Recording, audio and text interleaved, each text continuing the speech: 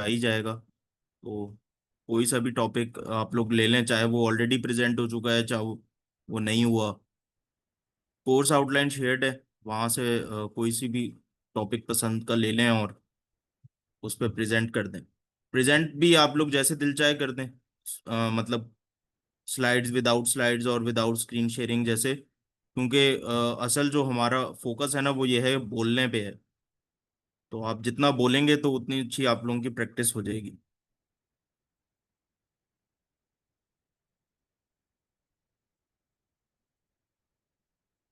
तो मैं screen share करता हूँ और मुझे 1 मिनट दीजिएगा। Okay sir. स्टार्ट करते हैं।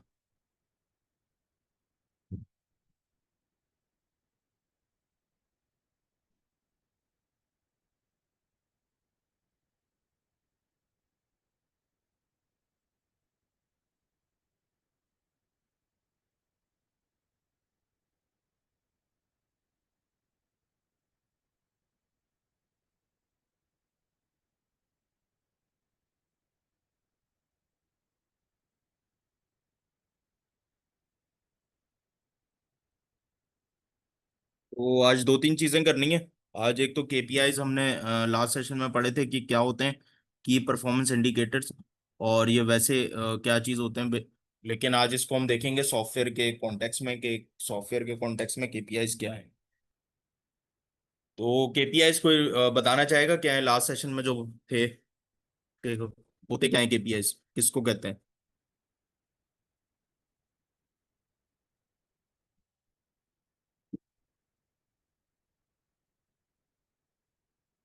एनीवन, किसी को समझ नहीं आया केपीआईज क्या है?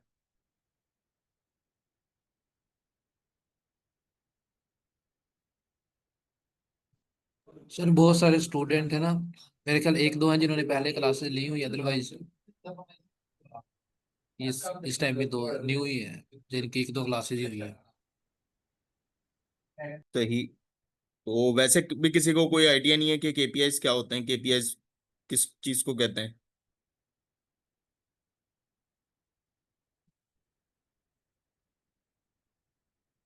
तो माइक अनम्यूट कर लें और बता दें, इंटरेक्ट तो करें, मतलब अगर नहीं पता तो बताए ना कि नहीं पता, ताकि हम केपीआईज पढ़ लें पहले।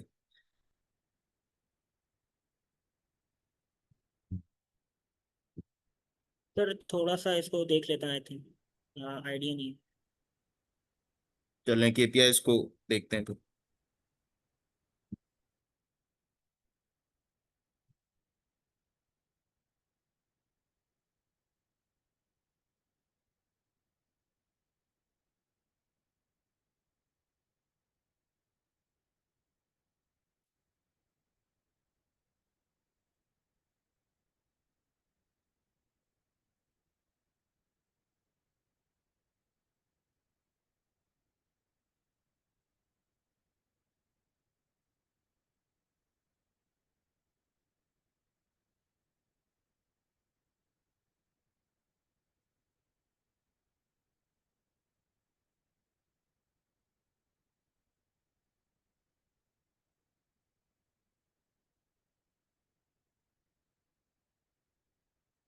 अच्छा, केपीआईज होते हैं क्या है? ये होते हैं की परफॉर्मेंस इंडिकेटर्स।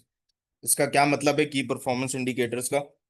इसका ये मतलब है कि आपका जो सॉफ्टवेयर है या जो बिजनेस है ओवरऑल, उसको वो सही जा रहा है नहीं जा रहा है, ये पता कैसे चलेगा? एक सॉफ्टवेयर हम बना रहे हैं तो वो सही बन रहा है कि नहीं बन रहा। वो एक तो हमने उसको देखा था कि वो कैसे पता चलेगा, वो हम उसकी जो है ना टेस्टिंग करेंगे कि, और दूसरा हम देखेंगे क्या वो फंक्शनल रिक्वायरमेंट्स पूरी हो रही हैं कि नहीं हो रही है, और ये सारी चीजें। अच्छा, ये जो है ना ये परफॉर्मेंस इंडिकेटर्स हैं, कि ये मतलब ये इंडिकेटर्स हमें बताएंगे कि भाई आप में यहाँ यहाँ मसला है, यहाँ है, और हम इन इंडिकेटर्स के अगेंस्ट में टेस्टिंग करके और उनको टेस्ट करके देखेंगे कि हाँ भाई अच्छा ये सही चल रहा है कि नहीं चल रहा। तो ये जो आर्टिकल है ये काफी अच्छा आर्टिकल है, लेकिन ये ना बिजनेस उसमें दिया हुआ है, तो बिजनेस पॉइंट ऑफ व्यू में, लेकिन हम इसको सॉफ्टवेयर के लिए दोबारा पढ़ेंगे। तो और केपीएस डिफाइन कैसे होते हैं, परफॉर्मेंस इंडिकेटर हमने बनाना कैसे है? ये होता है हम किसी चीज की नहीं परफॉर्मेंस निकालनी है। तो बिलफर्ज अगर मैंने एक गाड़ी है, गाड़ी जो है वो सही परफॉर्म कर रही है नहीं कर रही, ये मुझे कैसे पता चलेगा? तो मैं उसका ना कोई परफॉर्मेंस इंडिकेटर बनाऊंगा, पहले कोई डिफाइन करूंगा, कोई क्लियरली उसको मेंशन करूंगा कि इसका परफॉर्मेंस इंडिकेटर क्या है गाड़ी का। तो बिल फर्ज अगर मैं कहता हूँ कि भाई ये गाड़ी जो है वो अगर 120 की स्पीड पे जाती है तो ये is a good performance indicator के ये गाड़ी सही है, या ये गाड़ी चलती है, या ये गाड़ी स्पीड पकड़ती है। तो इस तरह ना मैं एक ये केपीआई बनाऊंगा। तो अगर वो केपीआईज मैच हो रहे होते हैं हमारे, तो हम कहते हैं कि ठीक है कि भाई ये सॉफ्टवेयर सही चल रहा है, या ये बिजनेस सही ट्रेजेक्ट्री पे है और ये सही जा रहा है।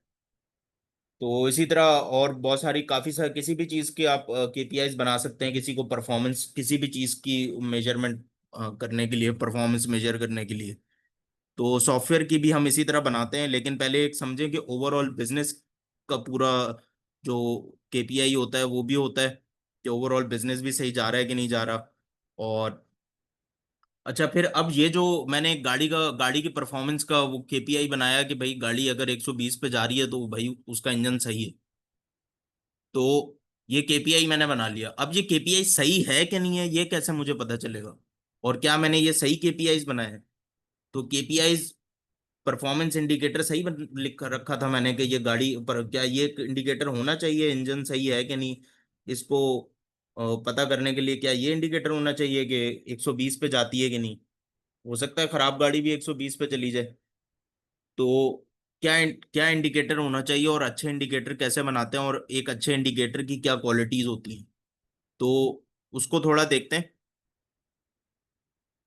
तो केपीआईज क्या होते हैं? Key performance indicators are carefully selected measurements that tell you how effectively you are achieving business or project objectives।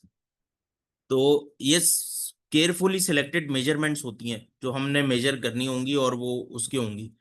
तो every KPI shares these characteristics. वो क्या करेक्टरिस्टिक्स हैं? तो केपीआई जो है ना वो ऐसी नहीं कि कुछ भी हमने रख लिया, बल्कि वो अलाइन विद बिजनेस ऑब्जेक्टिव्स होनी चाहिए। और केपीआई जो हम जो भी रखें हैं वो क्लियरली डिफाइंड हो और मेजरेबल हो। ऐसा नहीं कि वो कोई हमने केपीआई रख ली वो हम उसको मेजर ही नहीं कर सकते, तो फायदा क्या। और केपीआई जो है वो एक्शनेबल हो और इन्फ्लुएंशियल होनी चाहिए डिसीजंस के ऊपर। अच्छा, अब ये जहां जहां बिजनेस ऑब्जेक्टिव्स बिजनेस डिसीजंस आ रहे हैं ना, इनको अभी जरा इग्नोर कर दें, ये हम सॉफ्टवेयर के कॉन्टेक्स्ट में पढ़ेंगे। या इसको ऐसे समझ लें कि सॉफ्टवेयर के ऑब्जेक्टिव्स या सॉफ्टवेयर के डिसीजंस के ऊपर वो एक्शनेबल हो या इन्फ्लुएंशियल हो। अच्छा, फिर दूसरा, टाइम बाउंड होनी चाहिए केपीआई। ये नहीं कि केपीआई ऐसी हो कि वो उसको हम टेस्ट करने के लिए अब लगे हुए हैं तो बहुत ज्यादा टाइम लग जाए। और फिर रिपोर्टिंग इंटरवल्स भी होने चाहिए, आप थोड़े अरसे बाद उसको रिपोर्ट कर सकें। तो फिर और ये केपीआई एक्सेसिबल भी होनी चाहिए, रिस्पॉन्सिबल टू दो फॉर द आउटकम्स। तो एक आइडिया हो गया होगा कि केपीआई परफॉर्मेंस इंडिकेटर क्या होते हैं और ये किस लिए यूज होते हैं। तो अभी हम देखते हैं इसको सॉफ्टवेयर के कॉन्टेक्स्ट में कि एक सॉफ्टवेयर प्रोडक्ट के हमारे पास क्या केपीआईज होते हैं। तो ये है की performance indicator for software quality assurance project management in a tech company. तो एक टेक कंपनी के अंदर की परफॉर्मेंस सॉफ्टवेयर क्वालिटी के क्या केपीआईज हो सकते हैं या की इंडिकेटर हो सकते हैं।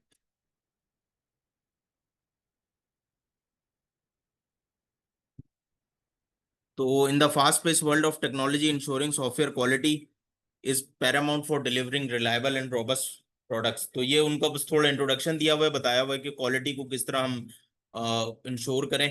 Quality assurance project management involves overseeing the entire development process to ensure the final product meets the required standards. तो जो फाइनल प्रोडक्ट है वो रिक्वायर्ड स्टैंडर्ड्स के उसमें हमारे पास होनी चाहिए। केपीआईज क्या होंगे? Key performance indicators are essential tools for monitoring the effectiveness of SQA process. अब जो पूरा हमने एसक्यूए प्रोसेस देखा था ना कि भाई वो अश्योरेंस का क्या पॉलिटी टेस्ट होंगे, रिव्यू होगा, ये सारी चीजें होंगी। तो उसके लिए फिर कोई की परफॉर्मेंस इंडिकेटर भी होना चाहिए कि टेस्ट जो है वो सही हो रहे हैं। तो वो क्या हम केपीआईज डिफाइन करें कि हमें पता लगे कि वो जो हमारा एसक्यूए प्रोसेस है वो इफेक्टिव है और वो सही है कि नहीं है। So this article delves into the critical KPIs that tech companies should follow to manage and enhance their SQ efforts effectively. तो वो क्या केपीआईज होने चाहिए? डिफेक्ट, पहली चीज है डिफेक्ट डेंसिटी। डिफेक्ट डेंसिटी क्या होती है? ये मेजर करता है कि जब आपने टेस्टिंग की, measures the number of defects found in the software relative to its size, usually represented as defects per 1000 lines of code. तो असल में ये जिस तरह हम परसेंटेज निकालते हैं ना, तो इसको हम लोग इस तरह करते हैं कि पर 1000 line of code, her 1000 line में कितने लाइंस ऑफ कोड में कितने डिफेक्ट्स हैं।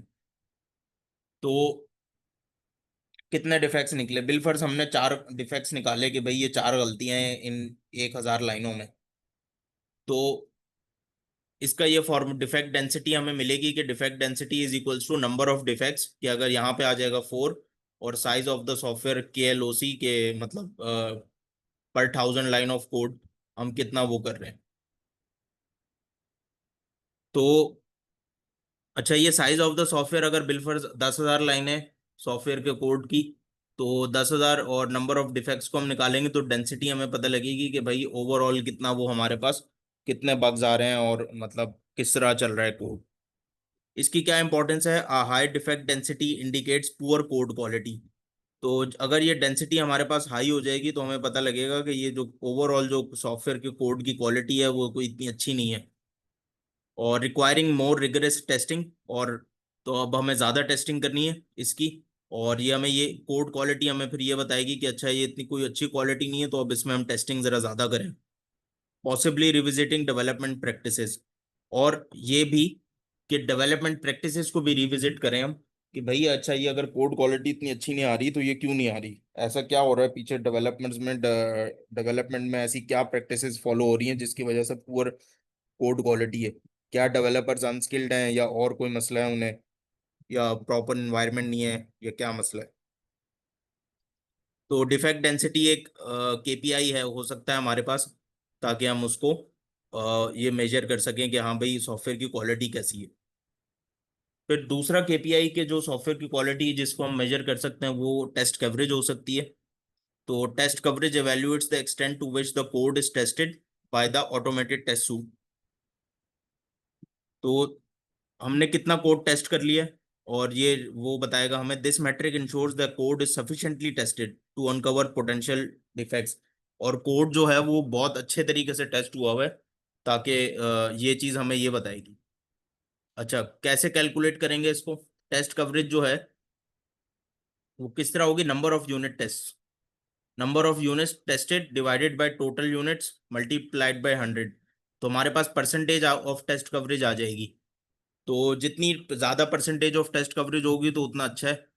तो high test coverage means more of the code is verified, reducing the chances of undetected defects. तो अनडिटेक्टेड मतलब ऐसे कोई हमें डिफेक्ट्स नहीं मिलेंगे कि अच्छा यार चलो ठीक है। अब ये जब परसेंटेज आ जाएगी तो हमें ये पता लग जाएगा कि ठीक है 70% ऑफ द कोड टेस्टेड है, अब 30% है। और अगर कोई मसला हो रहा है कहीं पे, कोई ऐप में कोई मसला हो रहा है, तो हमें ये पता है कि ये उस 30% में जो कोड टेस्ट नहीं हुआ हुआ हमारा, ये उसमें से कोई मसला है इसमें। फिर डिफेक्ट का रेजोल्यूशन टाइम कितना है? तो ये भी ये एक अच्छा KPI हो सकता है कि this KPI measure the average time taken to resolve defects from the moment they reported until they are fixed and verified. तो defect resolution time is equals to total time taken to resolve defects. तो जितने भी सारे defects होंगे हमारे पास, उनका जो total time उनको रिजॉल्व करने का होगा divided by number of defects resolve. तो कितने डिफेक्ट्स हमने रिजॉल्व किए, टाइम कितना लगा सबको रिजॉल्व करने में, और मतलब 10 घंटे, और डिवाइडेड बाय 10 घंटे में हमने कितने वो डिफेक्ट्स रिजॉल्व किए। तो हो सकता है 10 किए, तो डिवाइडेड बाय 10। तो शॉर्टर डिफेक्ट रेजोल्यूशन टाइम होगा। तो इसका क्या, ये क्या इंडिकेट करता है? एन एफिशिएंट डिबगिंग प्रोसेस, कि आपका जो डिबगिंग प्रोसेस यूज हो रहा है एक कंपनी में या सॉफ्टवेयर हाउस में या एक टेक कंपनी में, वो एफिशिएंट है, which contributes to faster delivery of high quality software. फिर टेस्ट केसेस की इफेक्टिवनेस, ये भी एक अच्छा KPI है, कि आपने जो टेस्ट केसेस लिखते हैं वो कितने इफेक्टिव हैं, वो हैं भी सही ऐसी, या ऐसे ही फालतू के टेस्ट केसेस हैं कि जो मतलब जरूरी ना भी हो।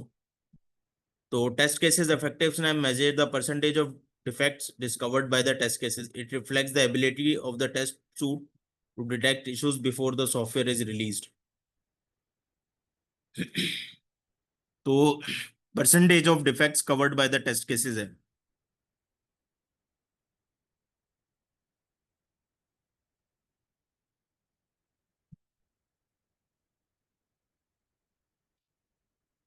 तो कितने डिफेक्ट्स जो हैं वो डिस्कवर हुए हैं टेस्ट केसेस से? सही। It- तो बेसिकली जो इसका फॉर्मूला है उसको देखते हैं कि test case effectiveness is equals to defects found by test cases divided by total defects found multiplied by 100। तो हमारे पास जो वो टेस्ट केसेस की इफेक्टिवनेस आ जाएगी। अच्छा, इसका क्या मतलब है? इसका मतलब है, इसको चैट जीपीटी पे सर्च करते हैं कि इसका क्या मतलब है।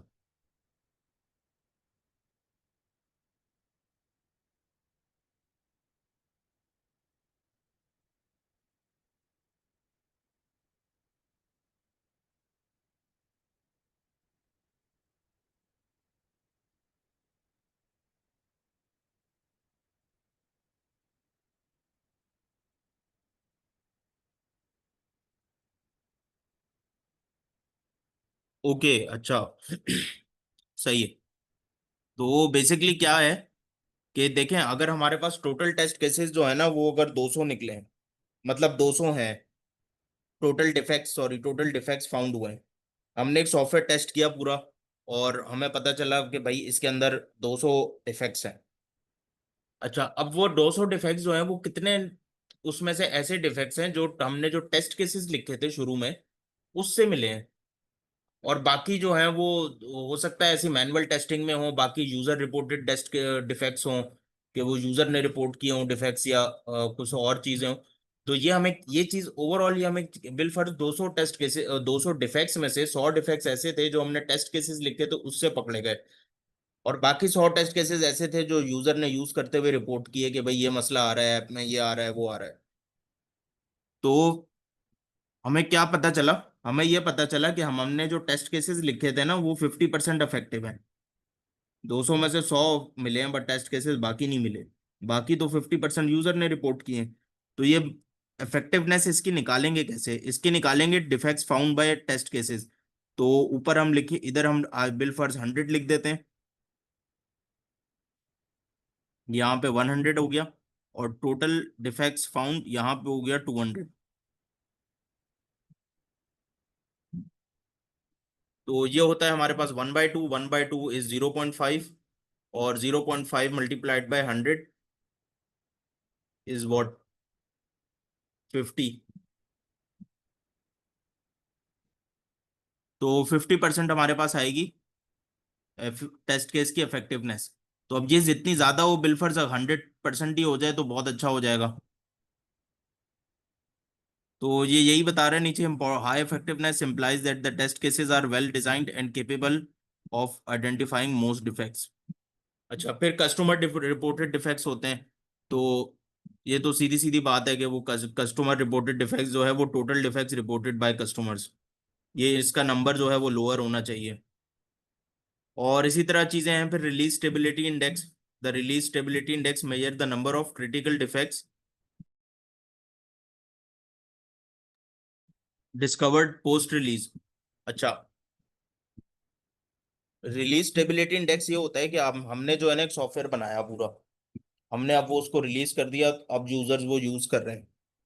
अब वो रिलीज के बाद जो है वो कितने जो है वो जो क्रिटिकल डिफेक्ट्स हमारे पास आ रहे हैं।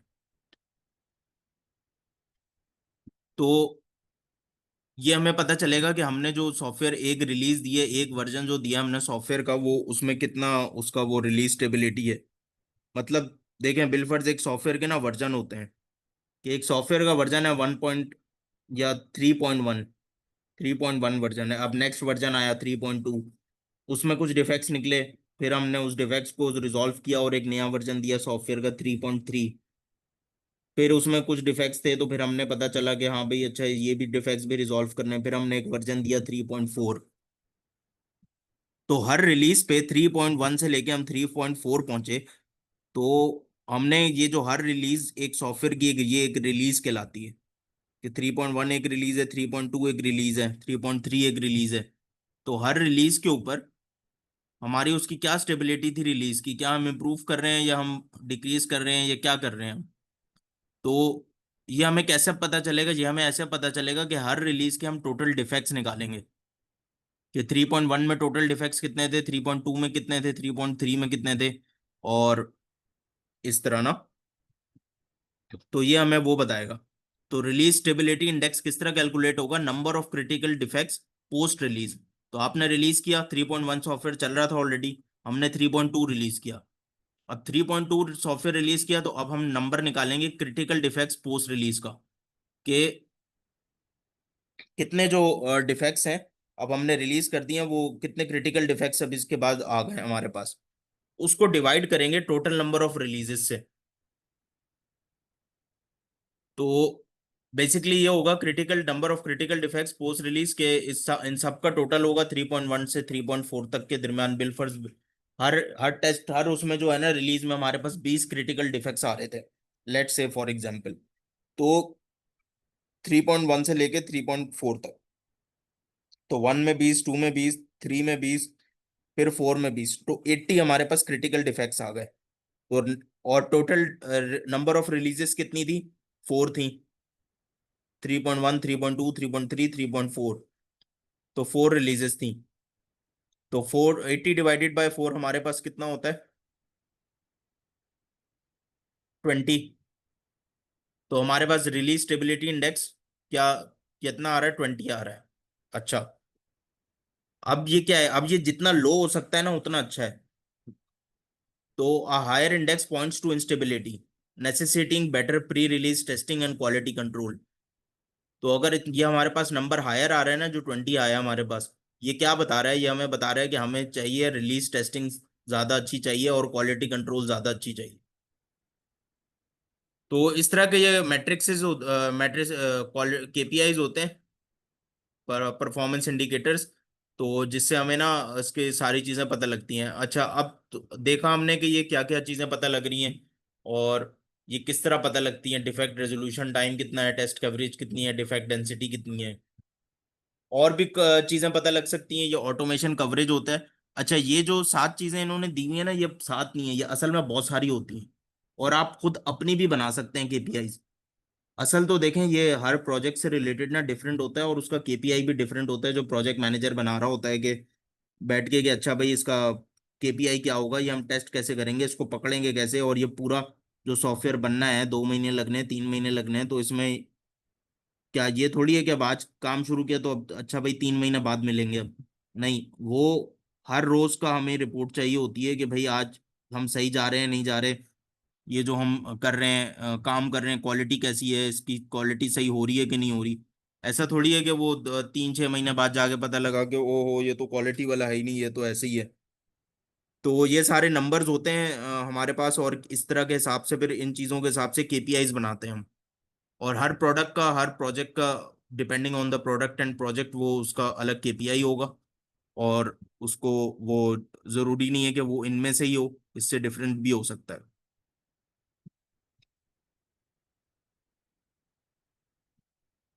अच्छा, ये केपीआईज जो हैं, ये provide a comprehensive overview of the software development life cycle और proactive management and continuous improvement to meet the ever evolving demands of technology और एंड कस्टमर एक्सपेक्टेशंस। तो ये क्या चीज़ें, ये कुछ और केपीआईज हैं, 10 मोस्ट इम्पोर्टेंट, और ये 8 हैं इधर दिए हुए हैं। इसमें देख लेते हैं कि इन्होंने एक कौन सा एक्स्ट्रा दिया हुआ है। तो बाकी तो सब वही है, टेस्ट केस एफिशिएंसी अभी हमने देख लिया, डिफेक्ट डेंसिटी हमने देखी, टेस्ट एग्जीक्यूटेड, ये मेरे ख्याल है एक एक्स्ट्रा दिया हुआ है इन्होंने। तो the test execution KPI simply counts the total number of test cases that have been run on the current software build. This figure incorporates various types of software tests or unit test, regression test, integration test, and includes both manual and automated tests। अच्छा, manual testing अभी हम करके देखते हैं कि किस तरह होती है, और टाइम टू टेस्ट कितना टाइम लग रहा है आपको टेस्टिंग में, ये सारी चीजें भी हो सकता है, डिफेक्ट रेजोल्यूशन टाइम, फिर क्वालिटी रेशो, कि क्वालिटी रेशो किस तरह हो सकती है। तो बेसिकली ये वो क्वालिटी का रेशो निकालने, या मतलब असल में कहना ये चाह रहा हूँ कि ये ना केपीआईज बदलते रहेंगे, हर सॉफ्टवेयर के हिसाब से डिफरेंट केपीआईज होंगे।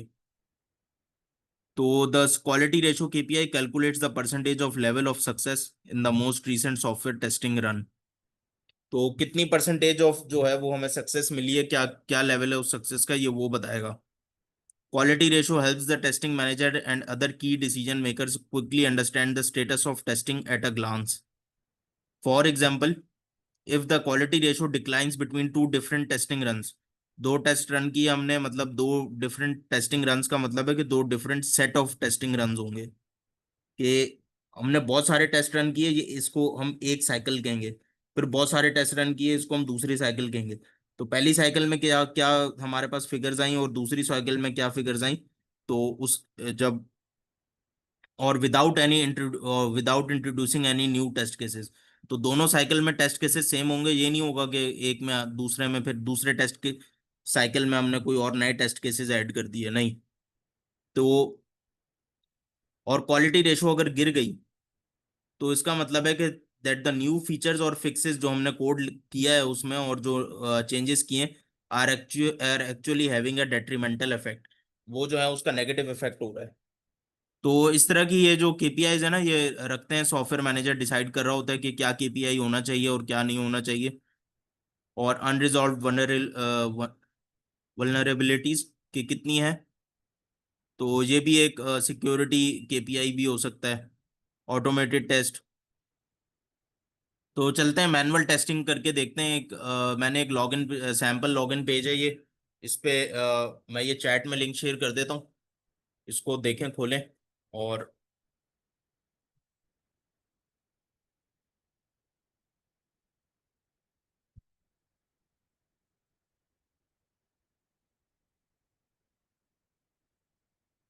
अच्छा, अब इसमें देखेंगे ना आप, तो क्या चीजें हैं, तो ऊपर छोड़ के ना नीचे आ जाए, नीचे देखें इन्होंने ना टेस्ट केसेस लिखे हुए हैं, लॉगिन टेस्ट लिखा हुआ है। अब ये एक ना लॉगिन पेज है, सिंपल लॉगिन पेज है, किसी भी सॉफ्टवेयर का ऐसे ही होगा या वेब ऐप का ऐसे ही होगा लॉगिन पेज।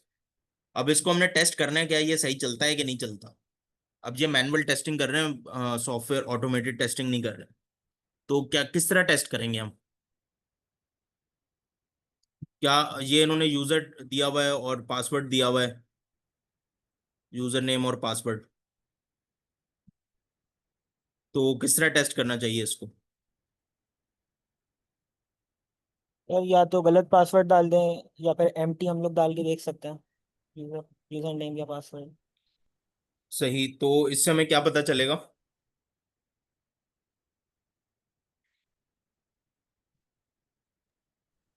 अगर गलत इन क्रेडेंशियल्स पे लॉगिन हो गया तो इसका मतलब कुछ फ्लॉ है एपीआई में, मतलब कुछ गलत है। जी बिल्कुल। एनीवन एल्स जो इसमें कुछ ऐड करना चाहे।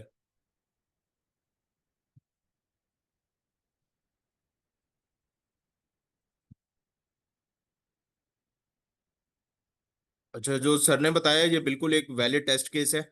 और ये जो है वो हमने कौन सा देखा था, ये है नेगेटिव टेस्ट केस नंबर 2 बताया सर ने हमें, कि open page type user name, incorrect user name या इनकरेक्ट पासवर्ड डाल दें आप, और पुश सबमिट बटन और एरर मैसेज होना चाहिए, तो जो डिस्प्ले हो, ताकि पता चले कि कुछ गलत डला है। वेरीफाई एरर मैसेज टेक्स्ट, जो यूजर नेम इज इनवैलिड या पासवर्ड इज इनवैलिड, तो ये पासवर्ड इनवैलिड वाला था, इनकरेक्ट पासवर्ड। तो देख रहे हैं ये टेस्ट केसेस ना कितने डिटेल्ड होते हैं और डिटेल में लिखे होते हैं कि भाई एरर मैसेज भी आना चाहिए। अब सही है, लॉगिन नहीं हुआ, तो अब डेवलपर अब वहां पे बैठा हुआ था, उसने चेक किया, अच्छा यार सही है, लॉगिन नहीं हो रहा, ठीक है चलो सारा कुछ सही चल रहा है। इनकरेक्ट पासवर्ड पे नहीं लॉगिन हो रहा, तो ठीक है हमने ऐप सही बनाई है। लेकिन वो ये चीज भूल गया कि भाई एरर मैसेज डिस्प्ले ही नहीं हुआ, तो फिर भी मसला है। तो इसलिए ये पहले से लिखे हुए होते हैं। और इसके अगेंस्ट में एक और अप्रोच भी होती है, लेकिन ये नॉर्मली इसको कहते हैं टेस्ट ड्रिवन डेवलपमेंट, के आप उसमें मतलब टेस्ट केसेस पहले लिखते हो और फिर आप कोड लिखते हो और फिर टेस्ट केसेस के अगेंस्ट में कोड को चेक करते हो। तो टेस्ट केसेस पढ़ लेते हैं कि open user name student into user name field और टाइप पासवर्ड, यूजर नेम और पासवर्ड डालेंगे, सबमिट करें बटन, तो ये इस यूआरएल पे जाना चाहिए और क्या लिखा आना चाहिए, कॉन्ग्रेचुलेशन और सक्सेसफुली लॉग्ड इन। तो अच्छा, फिर verified button log out is displayed on the new page, तो वो जिस न्यू पेज पे जाए, सबमिट बटन के क्लिक करने पे उधर एक लॉग आउट का बटन भी आना चाहिए। तो इसको करके देखते हैं। क्या ऐसा होता है कि नहीं होता, ताकि हमें पता चले कि ये हमारी ऐप जो हमने बनाई है ये सही चल रही है कि नहीं चल रही।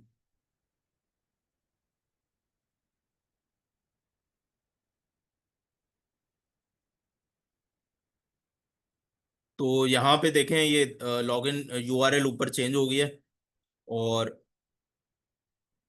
नीचे जो आ रहा है logged in successfully, congratulation student, और ये फिर लॉग आउट का हमारे पास बटन भी आ रहा है।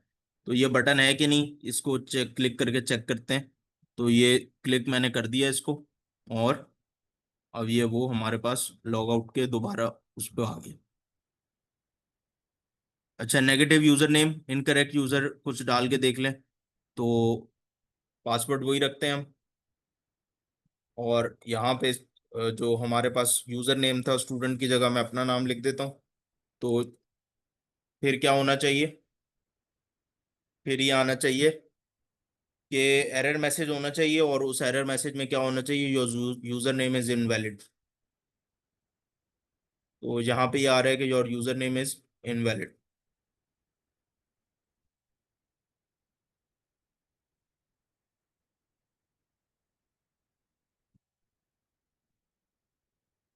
तो इसी तरह फिर हम नेगेटिव पासवर्ड डाल के देख लेते हैं। तो यहाँ पे यूजर नेम सही डालते हैं, और पासवर्ड में मैं अपना नाम डाल देता हूँ, और अब सबमिट करते हैं। तो यहाँ पे एक एरर मैसेज आ रहा है और पासवर्ड इज इनवैलिड। तो ये मैंने एक सैंपल आपको दिखाया है कि वो ना मतलब टेस्ट केसेस किस तरह बने हुए होते हैं, और उनके अगेंस्ट हम ऐप को किस तरह टेस्ट कर रहे होते हैं। तो मैंने ये लॉगिन की फंक्शनैलिटी जो है ना टेस्ट कर ली है। तो अब मैं ये मेक श्योर हूँ कि सही बंदा जिस जो लॉगिन पास जो यूजर नेम और पासवर्ड सही डालेगा वही इसमें लॉगिन कर सकता है, कोई गलत वाला नहीं कर सकता। तो और ये मैंने अपने टेस्ट केसेस के अगेंस्ट में मैनुअली चेक किया है खुद करके, कि ये टेस्ट केस 1 था, टेस्ट केस 2 था, सारे टेस्ट केसेस पास हो रहे हैं, ठीक है। कोई टेस्ट केस फेल भी हो सकता था। कैसे, बिलफर्ज negative user name test fail हो जाए हमारा, कि हम इसमें इनकरेक्ट यूजर डालें, पासवर्ड डालें, यूजर नेम डालें, और पासवर्ड यही डालें हम, और यूजर नेम जो स्टूडेंट है उसकी जगह हम मैं अपना नाम डाल दूं, और ये सबमिट करने पे लॉगिन हो जाए। तो फिर क्या होगा, और वही स्क्रीन हमें दिख जाए, वो कॉन्ग्रेचुलेशन और सक्सेसफुली लॉग्ड इन। तो ये हमारा टेस्ट केस फेल हो जाएगा, क्योंकि फिर ये एरर मैसेज नहीं आएगा। ये एरर मैसेज आए या नहीं आए, लेकिन वो नहीं, स्क्रीन नहीं आनी चाहिए। तो ये एग्जैक्टली स्टेप बाय स्टेप इस तरह हमारे पास ये मैनुअल टेस्टिंग हो रही होती है। अब ये एक फीचर है लॉगिन का, आप ये समझ लें कि ये पूरी ऐप पे टेस्ट हो रहा होता है, साइन अप पे भी होगा, और भी जितने सॉफ्टवेयर के अंदर फीचर्स हैं सारों के इसी तरह टेस्ट केसेस लिखे जाएंगे, और बंदा बैठ के ये खुद ये करेगा, एक एक चीज को चेक करेगा, हाँ भाई सही चल रहा है या नहीं चल रही है, और जो इंटेंडेड बिहेवियर है इसका वो उसी तरह हो रहा है सारा काम या नहीं हो रहा। तो खैर, अच्छा एक अब हमने ये चीज देखी कि अच्छा यहाँ तक किसी का कोई क्वेश्चंस हैं तो पूछ लें।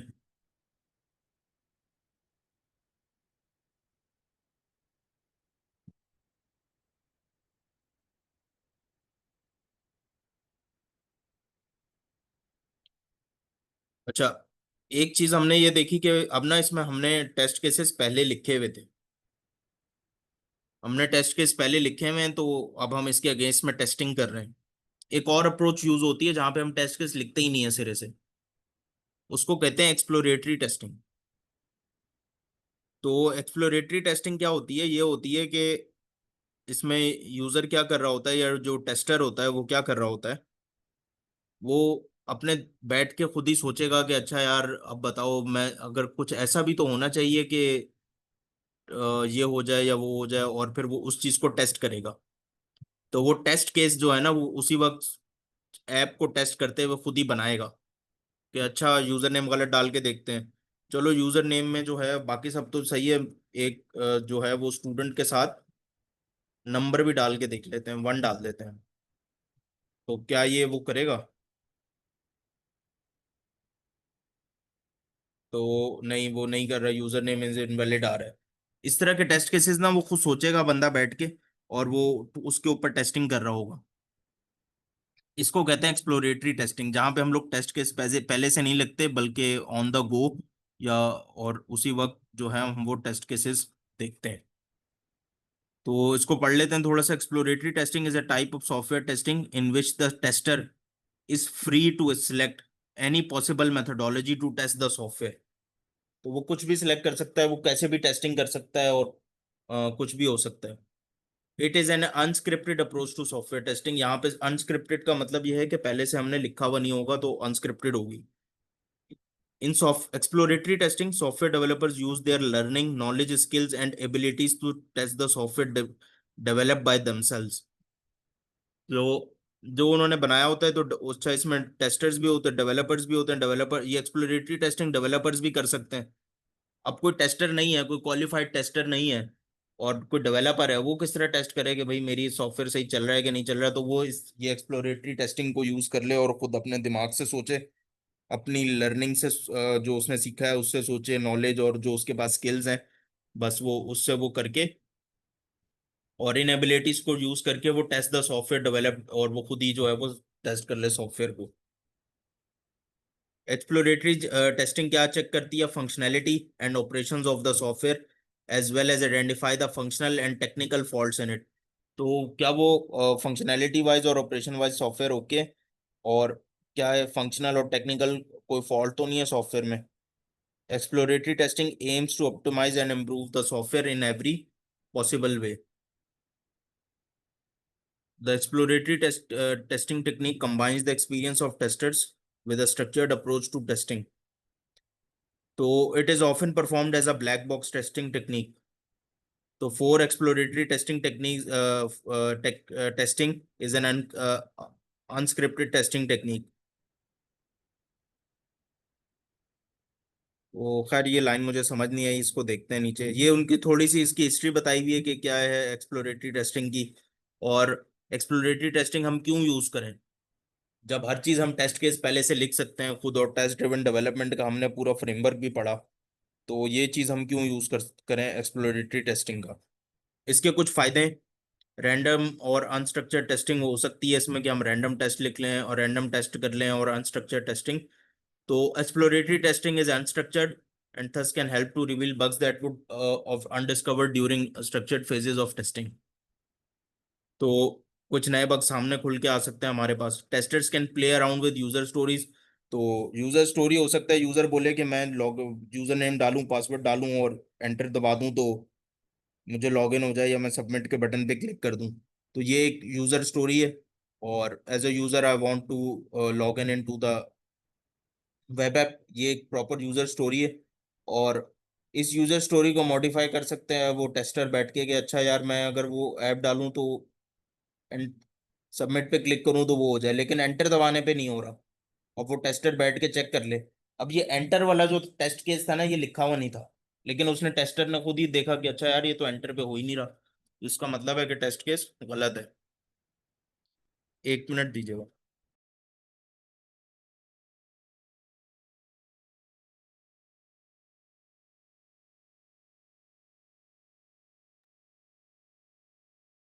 तो इस तरह वो यूजर स्टोरीज के साथ ना वो टेस्टर्स प्ले अराउंड कर सकते हैं। तो with exploratory testing, testers can annotate defects, add sensors and voice memos, and in this way, the user stories is converted to a test case. Facilitate workflow. Agile workflow को facilitate करता है ये। Agile workflow क्या है? कि exploratory testing helps formalize the findings and documents them automatically. तो everyone can participate in exploratory testing, और इसके अंदर हर कोई participate कर सकता है। जरूरी नहीं कि वो टेस्टर हो और उसको टेस्टिंग आती हो, बल्कि कोई भी ये बंदा ये काम ये कर सकता है। इनफोर्स री इन्फोर्स ट्रेडिशनल टेस्टिंग प्रोसेस। तो ट्रेडिशनली टेस्टिंग ऐसी ही होती थी, इसको मैनुअल टेस्टिंग कहते थे। और मतलब एक्सप्लोरेटरी और मैनुअल टेस्टिंग, मतलब मैनुअल टेस्टिंग तो हमने करके देखी, एक्सप्लोरेटरी ये है कि वो हमने कोई टेस्ट केस लिखे ही ना हो, वैसे ही बस आप जो है वो खुद से सोचें कि यार अच्छा ये चीज़ हो सकती है, इसको टेस्ट कर लेते हैं। तो पहले ऐसे ही होती थी टेस्टिंग, तो उसी चीज़ को री इन्फोर्स कर रहा है। और speed up documentation. Exploratory testing जो है speeds up document, creates an instant feedback loop. तो आपको फौरन से फीडबैक भी मिल रहा होता है, ये सारी चीजें। और export documentation to test cases. अच्छा, एक्सप्लोरेटरी टेस्टिंग जो है वो यूज कब करनी चाहिए? When need to learn quickly about the application, तो हमें एप्लीकेशन के बारे में जो है वो ज्यादा जल्दी पता लग जाए। Review from a user perspective, as a user आप एक्सप्लोरेटरी टेस्टिंग को जब आप कर रहे होते हैं तो आपको रिव्यू भी मिल रहा होता है एज अ यूजर, क्योंकि भले आप डेवलपर हैं, भले मैं डेवलपर हूँ और मैंने एप्लीकेशन बनाई है, लेकिन जब मैं उसको वहाँ पे ये टेस्ट कर रहा था, जाके लॉग इन कर रहा था, तो ये मैं एज अ यूजर वाले काम कर रहा था, तो मुझे यूजर पर्सपेक्टिव भी मिल रहा होता है कि अच्छा यार, यूजर को तो ये एरर मैसेज समझ ही नहीं आएगा कि समथिंग वेंट रॉन्ग, तो उसको तो ये पता ही नहीं चलेगा इसका क्या मतलब है। तो यहाँ पे प्रॉपर एरर मैसेज दोगे भाई आपका वो गलत है, यूजर नेम गलत है। तो अर्ली आइट्रेशन जब आपको रिक्वायर्ड होती है कि, तो आप एक्सप्लोरेटरी टेस्टिंग करके बस वो जल्दी से वो कर लेते हैं। और टेस्टिंग मिशन क्रिटिकल एप्लीकेशंस, अच्छा इसको पढ़ते हैं। Exploratory testing ensures that the tester does not miss the edge cases and that can lead to critical quality failures. अच्छा ये इंपॉर्टेंट इसलिए है कि हमने जो टेस्ट केसेस लिखे हैं हो सकता है वो पूरे ही ना हो और सही ना हो, मतलब वो कम लिखे हों, ज्यादा की गुंजाइश हो सकती थी वहां पे। तो वहां पे एक्सप्लोरेटरी टेस्टिंग यूज हो सकती है कि जो डेवलपर है या टेस्टर है वो खुद से कोई सोचे और वो मतलब वहां पे उस चीज पे टेस्ट कर ले। अच्छा ये कब नहीं करनी चाहिए exploratory testing? Organizations must be able to get the proper balance between exploratory testing and scripted testing. Scripted testing किसको कहते हैं? वो जो हमने पहले लिखते हैं पहले सारा, और वो हर चीज सारे लिखे हुए होते हैं, पूरी स्क्रिप्ट बनी हुई होती है, टेस्ट लिखे हुए होते हैं सारे। Until you reach a proper initial state, only exploratory testing will not work. तो एक प्रॉपर स्टेट होगी जहां पे आप पहुंच, और एक्सप्लोरेटरी टेस्टिंग जो है वो सिर्फ ये नहीं चलती बल्कि दोनों का एक मिक्सचर यूज होता है। अच्छा कहीं ऐसी सॉफ्टवेयर एप्लीकेशन जो कंप्लाइंस बेस्ड हो, मतलब मेडिकल का कुछ हो या और कोई वो हो, तो वहां पे ये क्या कहते हैं, स्क्रिप्टेड टेस्टिंग जो है वो ज़्यादा बेनिफिशियल होती है, जहाँ पे हर चीज़ डॉक्यूमेंटेड हो पहले से। तो वहाँ तो ये नहीं चलता कि भाई अच्छा मैंने खुद से ये सोच लिया और अच्छा ये सही चल रहा है कि नहीं चल रहा। तो कंप्लाइंस जहाँ पे आपको इंश्योर करनी होती है, तो in compliance testing many certain checklist and mandatory to follow the legal reasons, और कुछ लीगल रीजंस भी हो सकते हैं। तो it's best to use scripted testing, तो ऐसी जगहों पे स्क्रिप्टेड टेस्टिंग यूज करनी चाहिए। अच्छा ये कुछ टाइप्स हैं एक्सप्लोरेटरी टेस्टिंग की। तो फ्री स्टाइल हो सकती है, और फिर when there is a need to get friendly with the application, और टू परफॉर्म स्मोक टेस्ट और check whether engineers work, engineer के काम को चेक करने के लिए। और किस टाइप की फ्री मतलब ये एक्सप्लोरेटरी टेस्टिंग हो सकती है? स्ट्रेटेजी बेस्ड हो सकती है, सिनेरियो बेस्ड हो सकती है कि जो मैंने आपको बताया कि as a user I want to this, तो मल्टीपल सिनेरियोज को हम टेस्ट कर सकते हैं, and to end test scenarios, this scenarios can be provided by the user और can be prepared by the test team.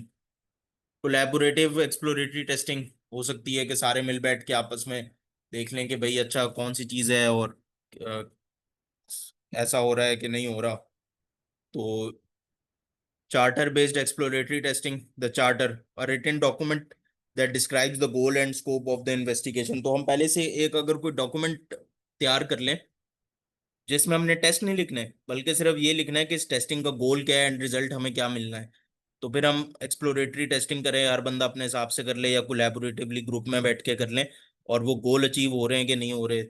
तो टाइम बॉक्स एक्सप्लोरेटरी टेस्टिंग ये भी ज़रूरी है कि वो एक्सप्लोरेटरी टेस्टिंग जो है वो टाइम बॉक्सड हो, या ना भी हो, लेकिन ये एक तरीका है कि आप टाइम बॉक्स एक्सप्लोरेटरी टेस्टिंग करें कि भाई 15-20 मिनट करनी है या इतनी देर करनी है, वरना तो सोचने की तो कोई लिमिट नहीं है ना, तो वो कभी ख़त्म ही नहीं होगी टेस्टिंग। तो ये एक वो फ्रेमवर्क है कि मतलब सबसे पहले हम लर्न करते हैं एक्सप्लोरेटरी टेस्टिंग में कि जो हमारा नॉलेज और स्किल लेवल होता है उसके हिसाब से सोचते हैं, और फिर टेस्ट केस बनाते हैं, सोचते हैं दिमाग में कि अच्छा ये टेस्ट केस होगा, वो लिख लें या नहीं लिखें। फिर वो टेस्ट केस उसको एग्जीक्यूट करते हैं हम, और फिर हम अपना एनालिसिस देखते हैं कि हाँ भाई अच्छा जो ये एरर मैसेज आया नहीं आया, और क्या इंप्रूवमेंट हो सकती है नहीं हो सकती है, हर चीज़ सही चल रही है। तो ये कुछ डिफरेंसेस हैं इनके, एक्सप्लोरेटरी और ऑटोमेटेड टेस्टिंग के। अच्छा इसके डिसएडवांटेज एडवांटेजेस पढ़ लेते हैं। लेस प्रिपरेशन रिक्वायर्ड है एक्सप्लोरेटरी टेस्टिंग के लिए, क्रिटिकल डिफेक्ट्स आपको मिल जाते हैं, प्रोडक्टिविटी इंप्रूव होती है, न्यू आइडियाज जनरेट हो सकते हैं इसमें, catch defects missed in test cases, cases में अगर कोई डिफेक्ट्स मिस्ड हो गए हैं तो वो वैसे ही आप उसमें सोच लेते हैं क्योंकि न्यू आइडियाज आप जनरेट कर रहे होते हैं। अच्छा, इनके डिसएडवांटेज भी हैं और ज़्यादा हैं, इस वजह से ये यूज़ भी नहीं होती, या मतलब इसको नॉर्मली फॉर्मली हम लोग इसको वैसे majority of the time use नहीं कर रहे होते, तो कर भी रहे होते हैं तो छोटी चीज़ों में, छोटे एप्लीकेशंस में यही चल रही होती है, लेकिन वैसे मतलब कोई अगर कोई अच्छा सॉफ्टवेयर बन रहा है तो वो हर चीज़ वहाँ टेस्ट केसेस पहले लिखते हैं बैठ के। तो डिसएडवांटेज क्या है टेस्ट, सबसे बड़ा डिसएडवांटेज ये है कि dependent on the testers knowledge. In exploratory testing the testing is dependent on the testers knowledge, experience and skill. अब टेस्टर ही काबिल ना हो, वो डेवलपर ही काबिल ना हो जो एक्सप्लोरेटरी टेस्टिंग कर रहा है और उसको पता ही ना हो, और वो खुद भी अगर एरर मैसेज आ रहा है कि समथिंग वेंट रॉन्ग, तो वो कह रहा है हाँ ये तो सही है एरर मैसेज, और इसमें क्या मसला है, और एरर आ गया ना ठीक है, तो आगे चलते हैं और अगला टेस्ट परफॉर्म करते हैं। तो दैट्स मतलब, तो उसने वो टेस्ट उसको मतलब वो चीज़ मिली भी लेकिन उसको वो समझ ही नहीं आई, और तो ये इसके ऊपर आप डिपेंडेंट हो जाते हैं फिर। इन एक्सप्लोरेटरी अच्छा एरर मैसेज क्या होगा कि वहां पे हमें हर चीज पता चलेगी कि क्या है।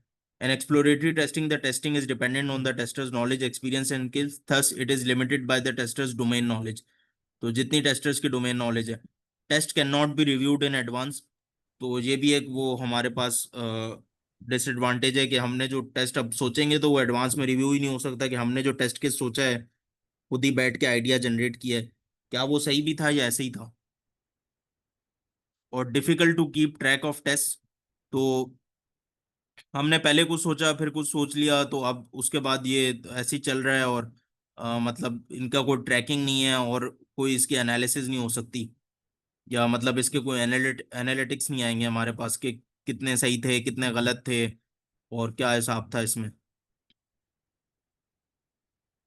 Not possible to repeat test methodology, अच्छा ये भी इम्पोर्टेंट है कि वैसे अगर हम टेस्टिंग करते हैं स्क्रिप्टेड टेस्टिंग, तो टेस्ट केसेस अब देखें, ये हमने ना अभी थोड़ी देर पहले इसको टेस्ट मैनुअल टेस्टिंग की है, इस टेस्ट को हमने, इस पेज को हमने लॉगिन की टेस्ट किया।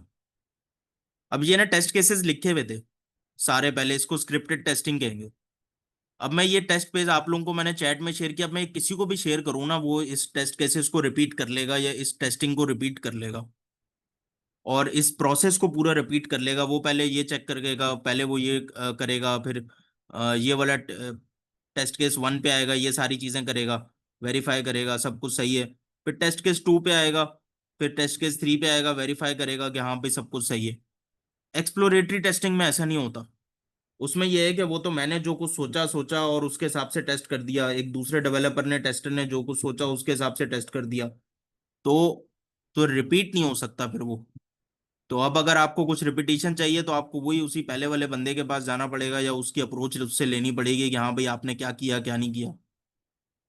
तो due to the ad hoc nature of the testing and exploratory testing, test are done randomly and thus it is not suitable for longer execution time and is not possible to repeat the